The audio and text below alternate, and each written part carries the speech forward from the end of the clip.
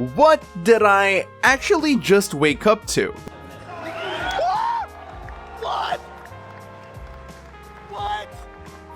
So Dawn of War Definitive Edition just released from Relic about 5 days ago, and to be honest, I've still been preoccupied trying to get mods working for that game. And what I was expecting today was a hotfix or a patch from Relic that'll fix the issues raised by the modding community. Well, issues raised by the Crucible team, because it seems that the Ultimate Apocalypse and the Unification teams are simply keeping their heads down and doing their best at patching their respective mods into DE. We're finally getting those patches, but I'll talk about that in another video, because I really wasn't expecting to get an announcement for Dawn of War 4 on my newsfeed today. I actually wasn't expecting another Dawn of War game for the next 10 years, but here we are, and some of the details about this game might shock you. So Dawn of War 4 has finally been revealed at Gamescom with not a teaser, but a cinematic, gameplay, and an announcement trailer. Not 3 trailers, but 1 trailer with all those 3 combined. It's a 1 minute and 50 second trailer with about 1 minute and 15 seconds of cinematics and about 30 seconds of early work in progress gameplay. And overall, everything I'm seeing in the trailer looks pretty good so far. The cinematics look pretty nice, and the gameplay doesn't look half bad.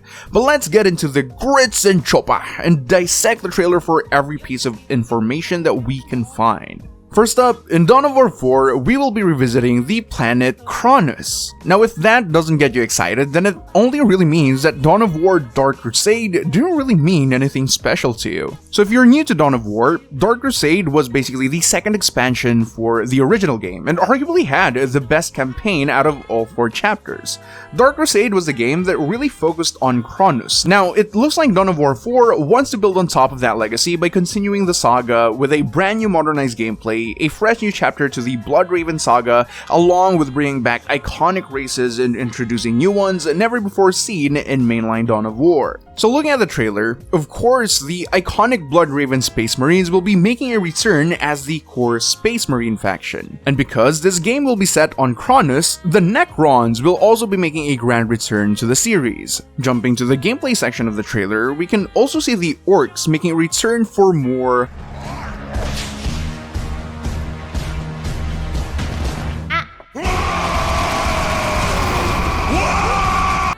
but they're not the only factions we'll get to play with in this game. In an article from the Warhammer community website, it seems that the Adeptus Mechanicus will finally be making its debut as its own separate faction in Dawn of War, which I am very excited for. But aside from those 4 races / factions, there isn't really any news about any of the other factions coming in the future. But if we do get more factions in future content updates or DLCs, which factions do you guys want to see? Let us know in the comments down below, and while I'm at it, hit like and subscribe. I for one really want to see Tyranids in action. I've always been a huge fan of the Zerg in StarCraft, and the Tyranids was my go-to race in Dawn of War 2, so I've always really been fond of the Tyranids. Next up, let's take a look at the gameplay. Base building is officially making a return to the series, opting for that more classical RTS approach for the gameplay as opposed to Dawn of War 2's RPG-centric appeal, and it's also looking like a far cry from Dawn of War 3's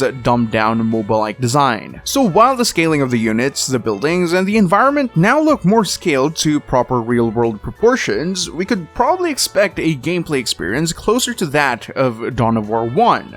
I can't really tell for sure, but just basing it off of the trailer, it does look like we're finally getting a proper Dawn of War experience this time around. This game is also jam-packed with content. 4 story campaigns featuring each faction with over 70 missions in total. There will be spectacular, their words not mine, CGI intros and fully animated cutscenes, the return of Dawn of War 2's Last Stand game mode, over 30 multiplayer maps for skirmish, 10 playable commanders, over 110 units and buildings, and we can't really have a Dawn of War game without the Army Painter, which is here as well. Dawn of War 4 is also looking like it was built with multiplayer in mind from the ground up. Not saying that it's focusing on live service competitive multiplayer like StarCraft and such, but multiplayer in the sense of you'll be able to play basically anything in the game solo or with a friend if you much so prefer. War. The campaigns can be experienced with a duo. The skirmish mode will be highly customizable to cater to any particular setting, and a ranked 1v1, 2v2, and 3v3 multiplayer that lets you take to the leaderboards and have a chance to cement yourself as the best Dawn of War 4 player. But these are all details coming from news outlets and articles, so as always with games that haven't been released yet, take all of this with a grain of salt. But the most interesting news about Dawn of War 4 is the fact that Relic Entertainment, the people behind Dawn of War 1, 2, and 3, are not the developers behind Dawn of War 4. They probably lost custody of this franchise after the whole Dawn of War 3 fiasco. And just to shed some light as to why something like this can even happen in the first place, while the past Dawn of War games have been exclusively handled by Relic, they never really owned the rights to the IP. It was licensed to them by the actual property holders, Games Workshop. And when it finally started looking like Relic couldn't pull ranks to make a proper Dawn of War game out of Dawn of War 3 that could actually sell, or at least a game that wouldn't damage the reputation of the franchise, Games Workshop probably pulled the plug right then and there. Games Workshop have been notorious for closely micromanaging their IPs, being heavily involved in developing the games they license to other developers, especially when it comes to perfecting the continuity and keeping things canon. You can verify this by looking at the sea of Warhammer video games, where you'll only find a handful of non-canon entries. But who exactly is behind Dawn of War 4 this time around? The publisher for Dawn of War 4 is Deep Silver, and you might recognize them for being the other half responsible for the Saints Row reboot. And while it's super easy to dogpile on them for the absolute mess that is the 2022 Saints Row reboot, we should also give them credit and acknowledge that they're also behind publishing some of the biggest titles of recent years like Kingdom Come Deliverance 2, Dead Island 2, and Metro Exodus. Now, as for the developer behind Dawn of War 4, it's actually pretty interesting.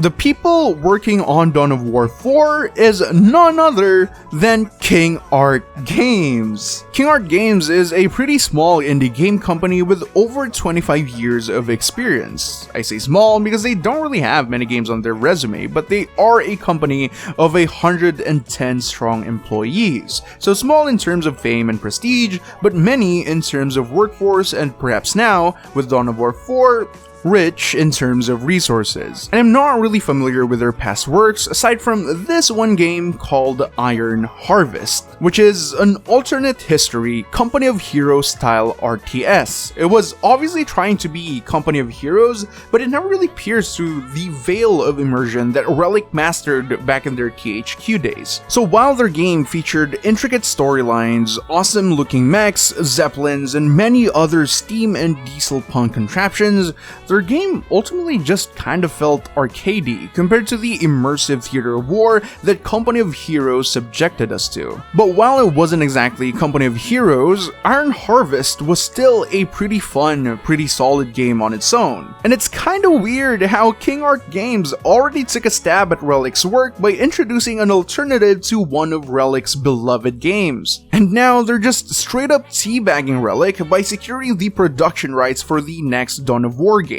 The very game that skyrocketed Relic into a household brand revered by fans all across the globe. It's like they're really trying to become a market replacement for Relic, and it seems that they are succeeding in it so far. But don't get me wrong, I really wanted to see Dawn of War 4 made by the new post-Sega Relic, and I'm not really rejoicing that King Art Games took the project away from the original custodians of this beloved franchise, but I won't be vilifying them either, and I won't sing praises for this game until it really deserves it after we get our hands on the game and finally decide if we'll be awarding accolades to it or if we're back to tossing tomatoes. But that's really all I have for you today. So what are your thoughts about Dawn of War 4? Are you a Dawn of War purist that is appalled by the idea of someone else working on this IP, or do you think that it is only right for Dawn of War to be handed over to this brand new custodian? Let me know your thoughts in the comment section down below. I for one am just happy that Dawn of War is finally getting some love from both ends of the spectrum. Hit like if you like the video, subscribe for free games and gaming related topics, but for now, bye bye.